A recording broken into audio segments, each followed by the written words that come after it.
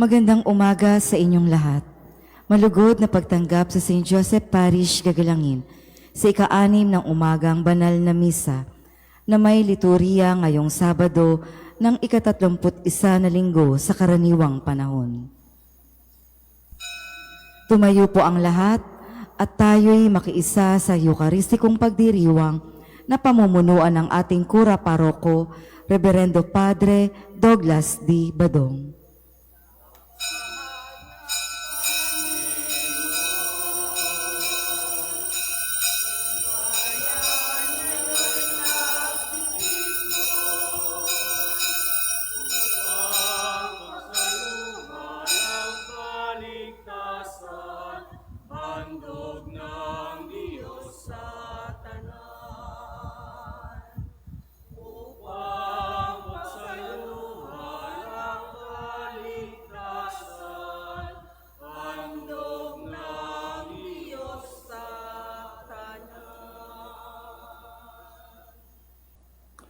Sa ngalan ng Ama at ng Anak at ng Espiritu Santo. Amen. Ang pagpapala ng ating Panginoong Hesus Kristo, ang pag-ibig ng Diyos Ama, at ang makikipagkaisa ng Espiritu Santo naway sumainyong lahat. At sumaiyo rin.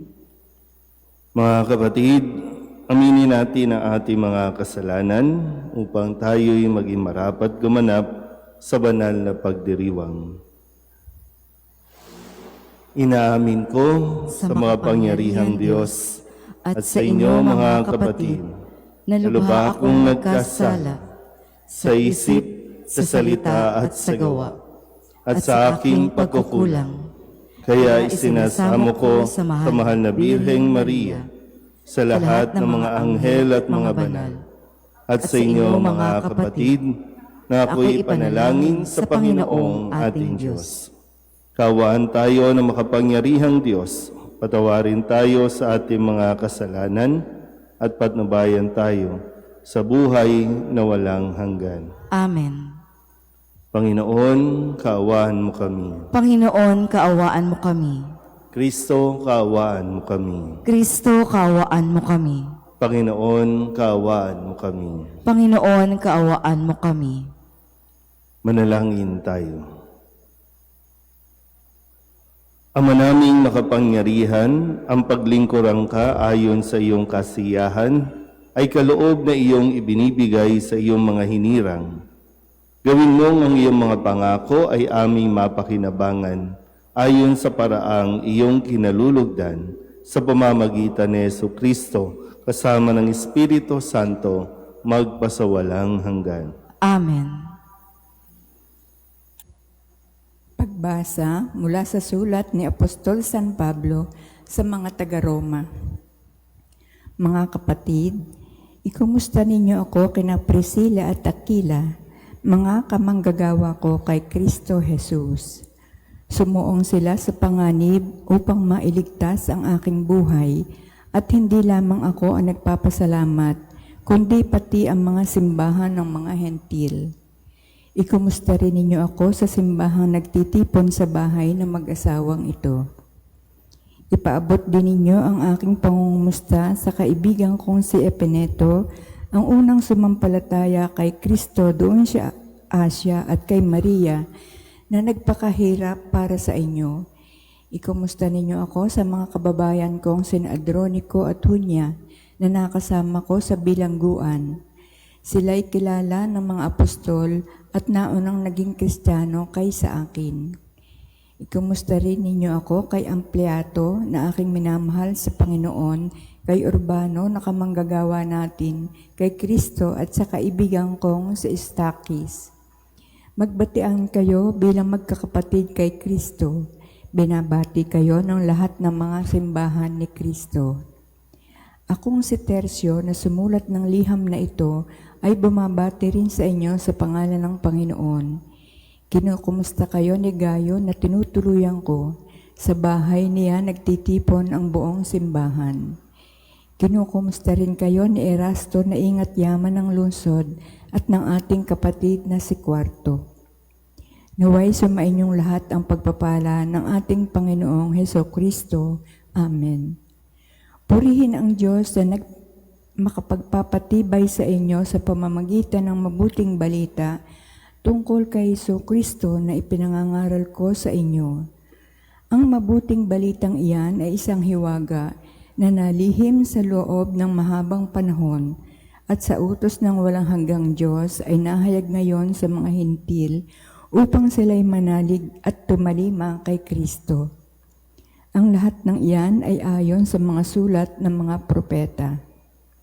Sa iisang Diyos ang marunong sa lahat, sa Kanya iukol ang papuri magpakailanman sa pamamagitan ni Kristo.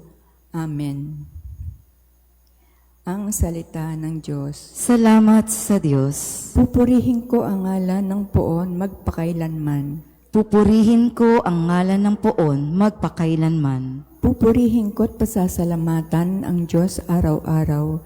Di ako titigil ng pasasalamat magpakailanman. Dakila ang Poon at karapat-dapat na siya'y purihin.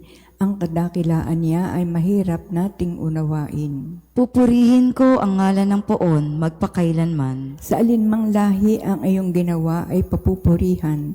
Ihahayag nila ang mga gawa mong makapangyarihan. Ang karangalan mo at pagkadakilay ipamamalita at isasaysay ko ang mga gawa mo na kahanga-hanga. Pupurihin ko ang ngalan ng Poon magpakailanman. Magpupuring lahat sa iyo, O Poon, ang iyong nilalang. Lahat mong nilikha ay pupurihin ka't pasasalamatan. Babanggitin nilang tunay na dakila ang iyong kaharian at ibabalitang tunay kang dakilat makapangyarihan. Pupurihin ko ang ngalan ng Poon magpakailanman. Magsitayo na po ang lahat.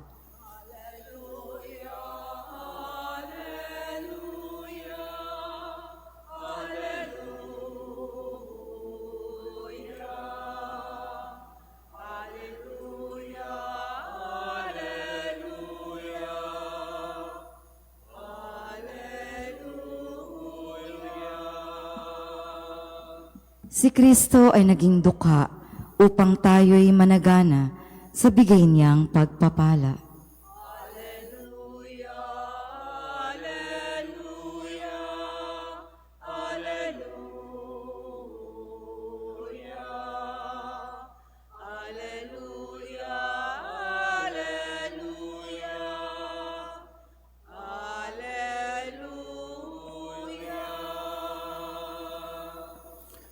Sumainyo ang Panginoon. At sumaiyo rin. Ang mabuting balita ng Panginoon ayon kay San Lucas. Papuri sa iyo, Panginoon. Noong panahong iyon, sinabi ni Jesus sa kanyang mga alagad, "Kaya't sinasabi ko sa inyo, gamitin ninyo sa pakikipagkaibigan ang kayamanan ng sanlibutan ito.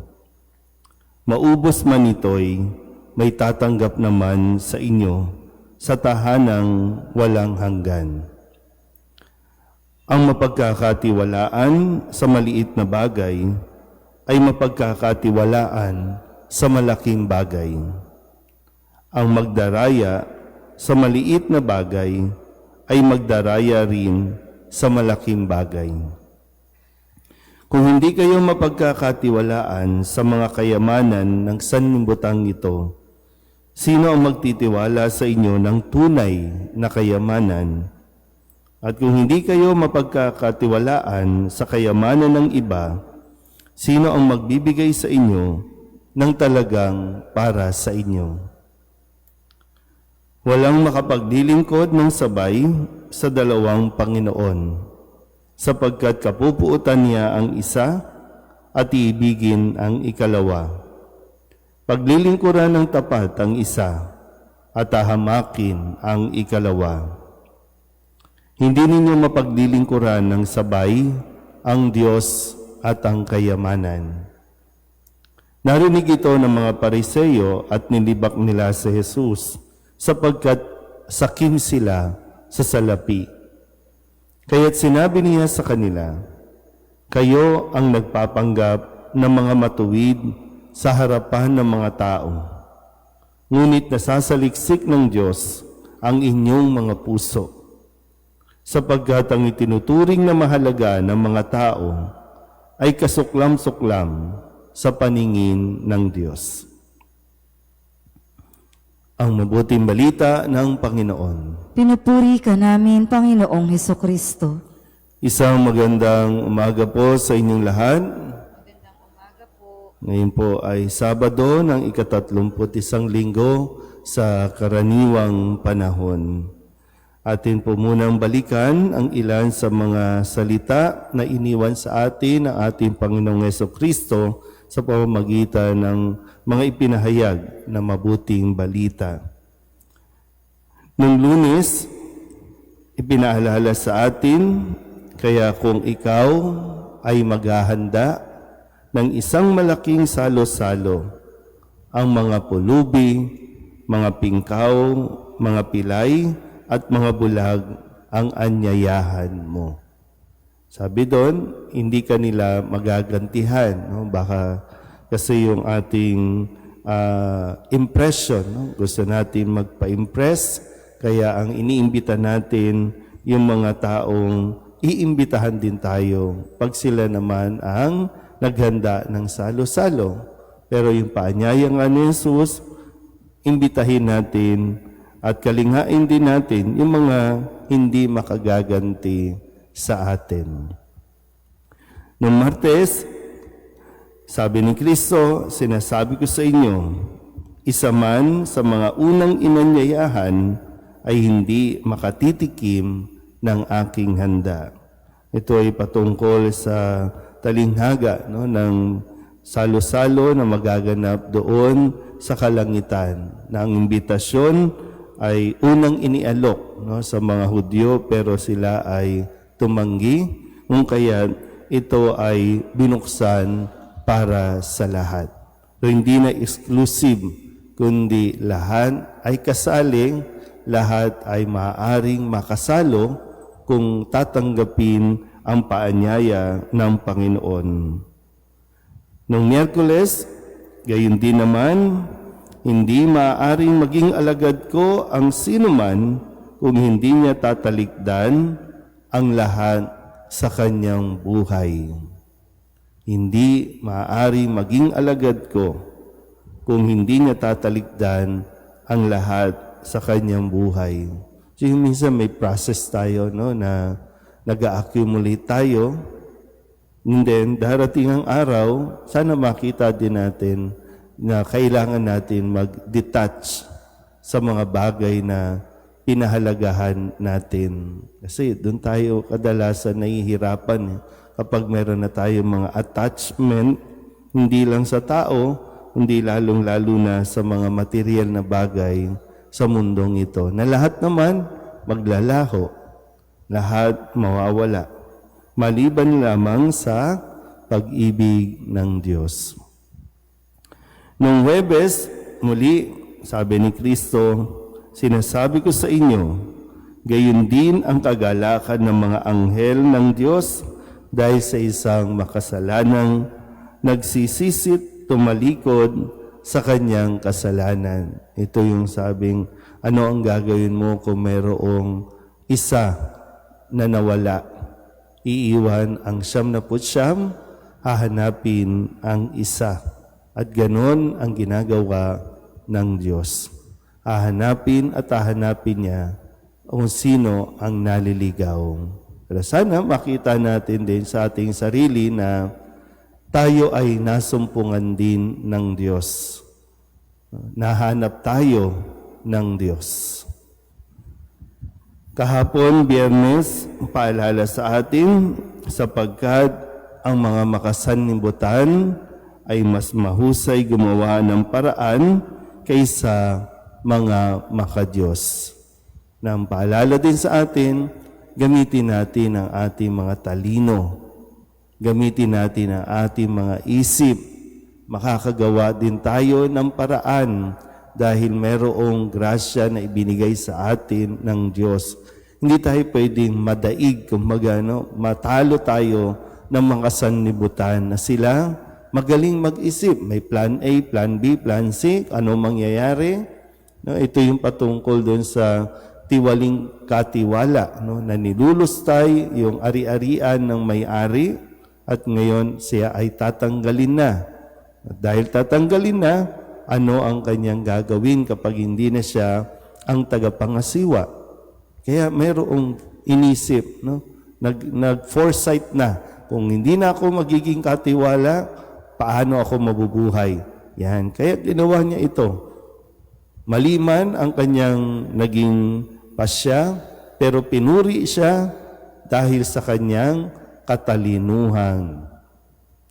Kaya sabi ko nga, no, hindi pwedeng tatanga-tanga tayo. No, hindi tayo pwedeng, yung termino natin, hindi tayo pwedeng maging bobo na habang sumusunod tayo sa Diyos. Kaya nga, di ba, laging tinuturuan tayo ni Jesus. Tinuturuan. Lahat, no, lahat ng mababasa natin, marami diyan sinasabing, no, tinuturuan niya ang kanyang mga alagad. Ito ang sinasabi ko sa inyo. So, kung nakikinig tayo, nagkakalaman ng ating utang. Kung nagkakaisip tayo, nalalaman natin kung ano ang dapat gawin. Hindi pwedeng puro emote, hindi pwedeng puro drama, hindi pwedeng puro iyak lang tayo sa harapan ng Diyos na hirap na ako, kawawa naman ako, aping-api ako. Pues kumilos ka. Kumilos ka. Maraming tao po nagsimula. Lahat ng bilyonaryo ngayon, nagsimula yan sa pagtitinda lang sa bangketa. Marami dyan. Naalala niyo ang kwento ng SM. Saan sila nagsimula? Sa bangketa ng Quiapo. Ngayon, napakaraming building, mall, sapatos lang hahangad nila nun. Kaya nga Shoe Mart, di ba? Sapatos lang. Pero ngayon, kasi hindi pwedeng babagsak dito yung kayamanan, isang baul, hindi genie ang Diyos. Na isang wish lang okay na. Sapat ang binigay sa atin ng Diyos. Hindi pwedeng maghihintay lang tayo, luluhod. No? Tatayo ka din, kikilos ka rin dapat. At ngayon, sabi sa atin ni Kristo, kaya't sinasabi ko sa inyo, gamitin ninyo sa pakikipagkaibigan ang kayamanan ng sanlibutan ito. Gamitin sa pakikipagkaibigan ang kayamanan sa mundong ito nang sa ganon ay magkaroon tayo ng karapatan na magkaroon ng kayamanan doon sa langit. Sabi kasi, no? Gamitin ang kayamanang ito sa pakikipagkaibigan. Pag sinabing pakikipagkaibigan, pakikipagkapwa-tao. Kaya lang, marami sa atin medyo binabaliktad. Ginagamit natin ang mga tao para magkaroon ng maraming kayamanan. So, opposite. So, ang paalala, no, napakaganda nga nitong ating ebanghelyo, no? Punong-puno ng mga pwede natin paghugutan. Sabi nga, no? Paano ka mapagkakatiwalaan sa malaking bagay kung sa maliit na bagay pa lang hindi mo na kaya? So, sino magtitiwala sa iyo? So, nawa, makita natin na tayo po ay pinagpala ng Diyos. Tayo ay mga tinanggap na sa Diyos. Hindi para maging makasarili, hindi para mang-abuso, kundi binibigyan tayo ng Diyos ng pagkakataong maranasan natin yung saya, yung ginhawa sa pakiramdam na tayo po ay nakakatulong sa ating kapwa. Amen?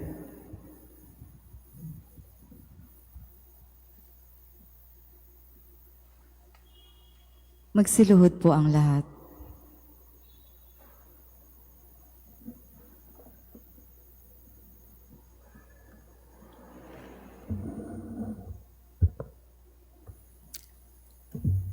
Oratio Imperata para sa katapatan, katotohanan at katarungan. Tayo pong lahat, Amang makapangyarihan sa lahat, ikaw ang gumabay sa iyong bayan mula sa pagkaalipin bilang haliging ulap sa araw at haliging apoy sa gabi.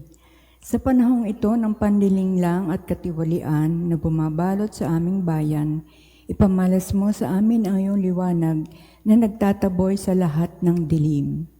Inaamin namin kami rin ay madalas lumalakad sa kadiliman, sa aming pananahimik, pagkikibit balikat at kawalang pakialam. Hinayaan naming lumaganap ang kasinungalingan at umusbong ang katiwalian. Patawarin mo kami, Panginoon, at linisin mo ang aming mga puso at kasalanang bumubulag at sumisira, kasalanang umaagaw ng pagkain sa may hirap at ng pag-asa sa buong bayan.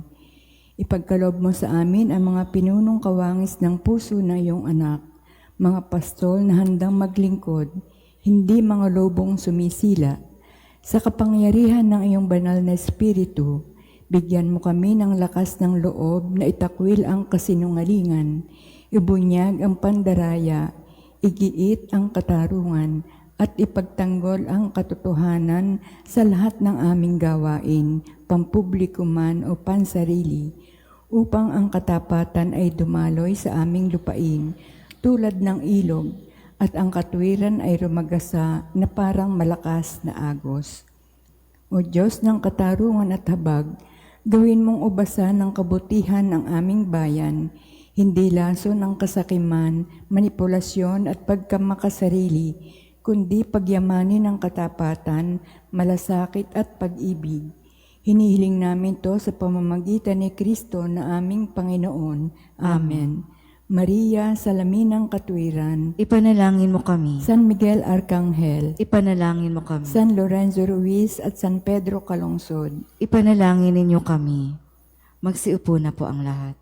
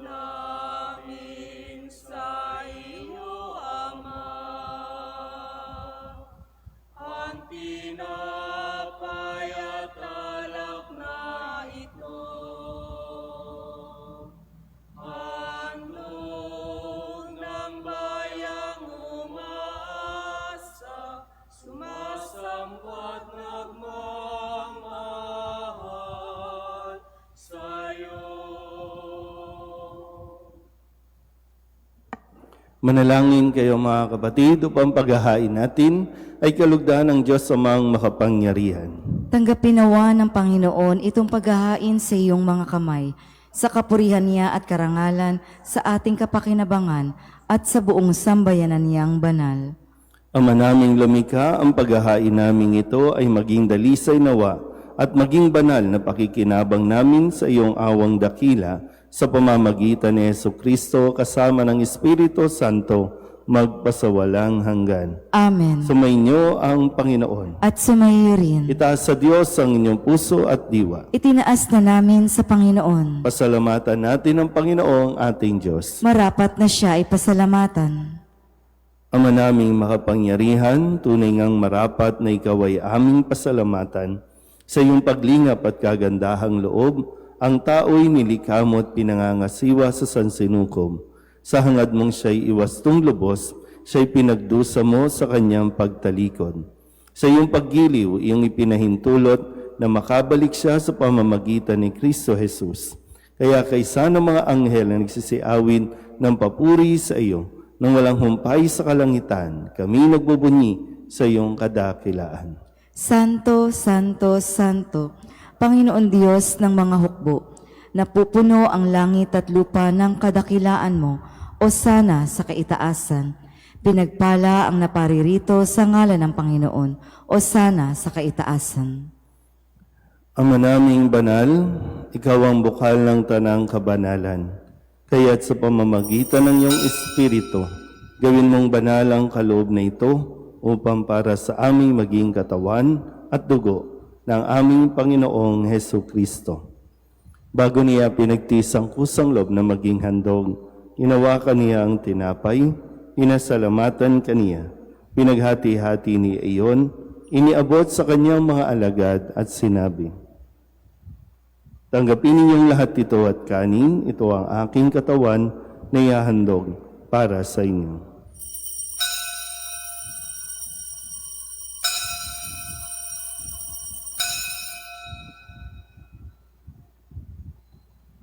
Gayun din naman nung matapos ang hapunan, inawakan niya ang kalis, muli kaniyang pinasalamatan.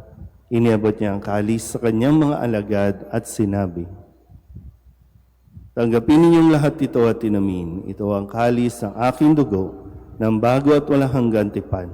Ang aking dugo na ibubuhos para sa inyo at para sa lahat sa ikapagpapatawad ng mga kasalanan. Gawin ninyo ito sa pag-alaala sa akin."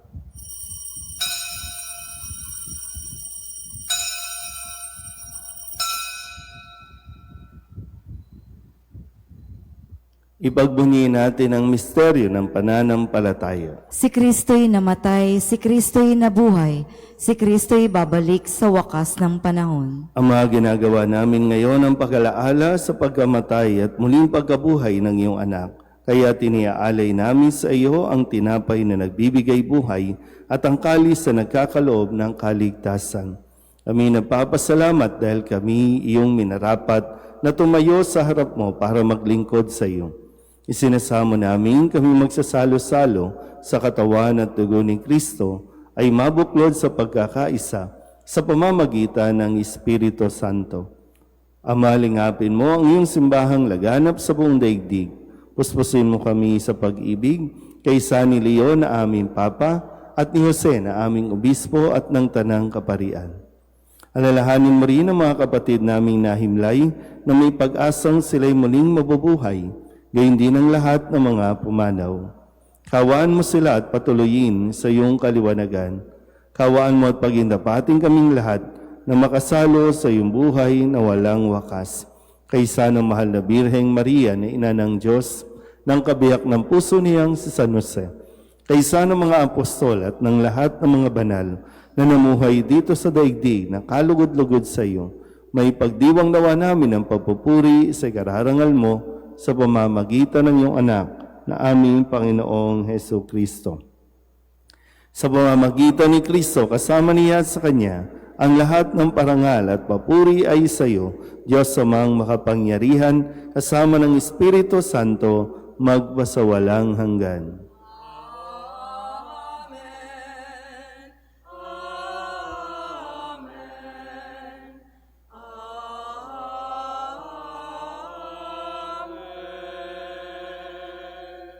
Sa tagubilin ng mga nakagagaling na utos at turo ni Jesus sa Panginoon natin at Diyos, ipahayag natin ang lakas loob.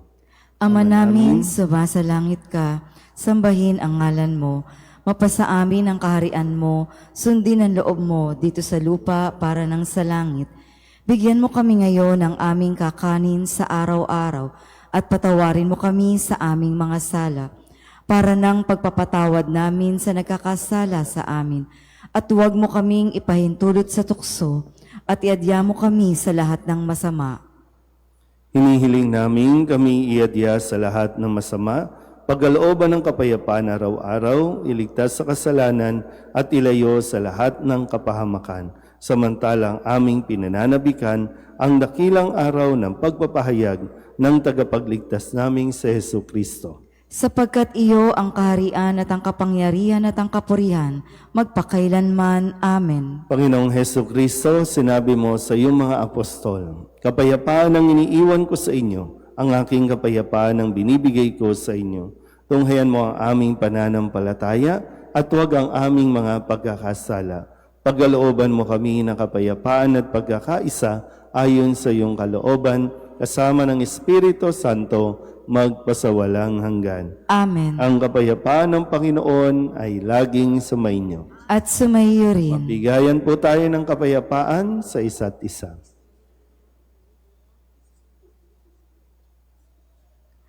Kordero ng Diyos na nag-aalis ng mga kasalanan ng sanlibutan, maawa ka sa amin. Kordero ng Diyos na nag-aalis ng mga kasalanan ng sanlibutan, maawa ka sa amin. Kordero ng Diyos na nag-aalis ng mga kasalanan ng sanlibutan, ipagkaloob mo sa amin ang kapayapaan.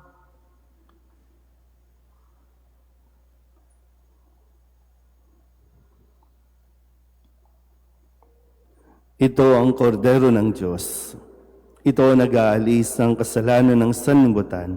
Mapalad ang mga inaanyayahan sa kanyang piging. Panginoon, hindi ako karapat-dapat na magpatuloy sa iyo, ngunit sa isang salita mo lamang ay gagaling na ako.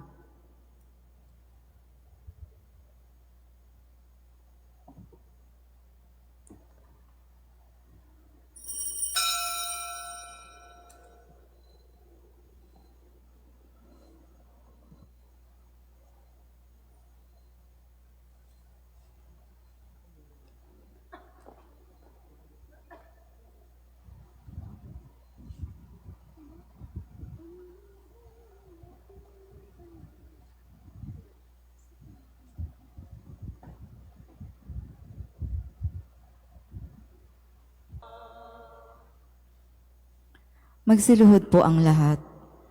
Panalangin kay San Jose. Abang tagapangalaga ng tagapagligtas, kabiyak na puso ng mahal na Birheng Maria, sa iyo ipinagkatiwala ng Diyos ang kaisa-isa niyang anak. Sa iyo nagtiwala si Maria. Sa piling mo, si Kristo'y naging tao. Maging ama ka rin sa amin, pinagpalang Jose, at gabayan mo kami sa landas ng buhay. Ihingi mo kami ng biyaya, awa at tapang, at ipagtanggol kami sa lahat ng masama. Amen. Tumayo na po ang lahat. Manalangin tayo. Ama naming mapagmahal, magkaroon nawa ng karagdagang bunga ang iyong ginagampanan sa aming banal na pakikinabang, upang sa aming pagsasalo, maging handa kaming tumanggap sa katuparan ng pangako mo sa pamamagitan ni Jesucristo kasama ng Espiritu Santo, magpasawalang hanggan. Amen. Mga kapatid, pagkukulan natin ng panalangin ang mga yumao nating mga mahal sa buhay at ang lahat ng mga kaluluwa sa purgatorio. Mga anghel, mga banal, tanang nasa kalangitan, halikayo at samahan. Ang mga giliw naming pumanaw sa piling ng poong mahal. Si Kristo ang mag-aakay sa kandungan ni Abraham upang doon ay humimlay. Ang mga giliw naming pumanaw sa piling ng poong mahal. Sa ilaw na walang hanggan, kapayapaan kailanmay, pagkamiti ng may kapal. Ang mga giliw naming pumanaw sa piling ng poong mahal. Ama naming mapagmahal, iniahabilin namin sa iyo ang aming mga kapatid na pumanaw sa buhay na ito. Huwag mo po silang pabayaan at pamalagiin mo silang buhay sa iyong piling. Alang-alang sa iyong awa at pag-ibig, patawarin mo sana ang kanilang mga pagkukulang at mga nagawang pagkakasala, dala ng kanilang kahinaan. Manatili nawa silang maligaya sa iyong piling kasama ng iyong anak ng Espiritu Santo, magpasawalang hanggan. Amen. Kapayapaan kailanman ang igawad ng may kapal sa mga yumaong ating mahal. Sila nawa ay silayan ng ilaw na walang hanggan. Sumainyo ang Panginoon. At sumaiyo rin. At pagpalain kayo ng makapangyarihang Diyos, Ama at Anak, at Espiritu Santo. Amen. Tapos ang banal na misa, humayo tayo sa kapayapaan ni Kristo. Salamat sa Diyos. Magandang umaga po.